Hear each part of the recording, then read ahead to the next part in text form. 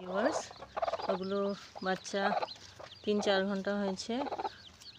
নতুন বাচ্চা, নতুন মুরগি আমি ট্রান্সফার করেছি।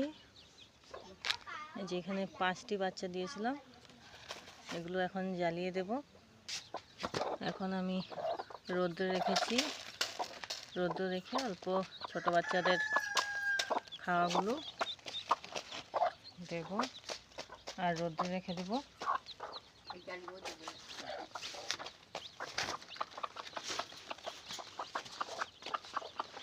পরে আমি সেফটির জন্য জালিটা দিয়ে দিয়েছি। এগুলোকে একটু খাওয়া দিয়ে দেবো।